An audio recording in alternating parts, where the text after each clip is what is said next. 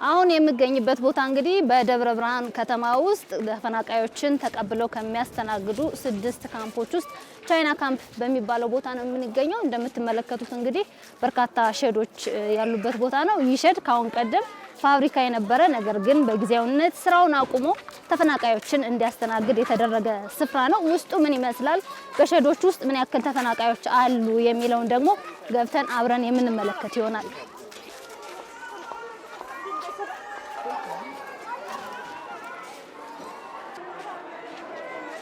ወደ ውስጥ ገብቻለሁ። እንግዲህ እንደማየው ከሆነ እዚህ አንድ ሼድ ውስጥ በብዛት የማያቸው ሴቶች፣ ህፃናት፣ አዛውንቶችና እናቶች እንዲሁም አባቶች ናቸው። እንደተገለጸልን ከሆነ በአማካኝ እዚህ ቻይና ካምፕ ውስጥ ባለ አንድ ሼድ ውስጥ ከ2 እስከ 3000 የሚሆኑ ተፈናቃዮች ይገኙበታል።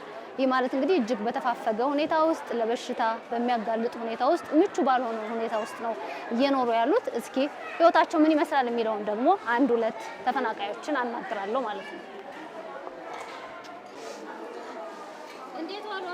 እግዚአብሔር ይመስገን ሰላም ነን። እዚህ ስንኖር ይሄው 2 ዓመት ልናስቆጥር ነው። እንደምታዩት ህፃናት ብዛት አለ። ህፃኖች ይታመማሉ። አቅመ ደካማ ሽማግሌዎች አሉ፣ ይታመማሉ።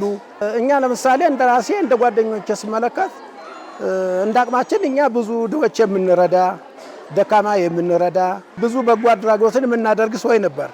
ዛሬ ደግሞ ያው እንደምታዩት እንዲህ ያለው ስቃይ ውስጥ ነው ያለነው። ማድ ቤቱም መኖሪያውም አልጋውም ምንም እዚህ አንድ ላይ ተፋፍኖ ነው። ከአንዱ ወደ አንዱ የበሽታ መተላለፍ ሊኖርም ይችላል። ተፋፍገን ተቸግረን ያለነው። አሁን ይሄ ማታ ብትመጡ መተላለፊያ ቦታ የለም። ኩፍኝ የሚባል በሽታ መጣ፣ ድንገተኛ የሚባል መጣ። በያላይ የቁንጫው አሰሳ እንደ ጉንዳን ነው፣ የቅማሉ ታሪክ እንደ ጉንዳን አይጥ እንደ እንትን ነው የሚሄድብን። ስንት ክብር ያለን ከዳርንበት ተኳልንበት ታገኝንበት ቦታ ወጥተን ዛሬኛ ለማኞች ሆነ ለዚያውም ደግሞ በጭንቅና በጥብ ላይ ነው ያለን። በደብረ ብርሃን ከተማ በሚገኙ ካምፖች ከ26000 በላይ ተፈናቃዮች ይገኛሉ። ከካምፖቹ ውጪ በየዘመድ አዝማዱ የተጠጉ በርካቶች እንደሆኑም ከተማ አስተዳደሩ ገልጾልናል። የመጡባቸው አካባቢዎች ሰላም ከሆኑ አብዛኞቹ ተፈናቃዮች ወደ ቀያቸው መመለስ የሚመርጡ ናቸው።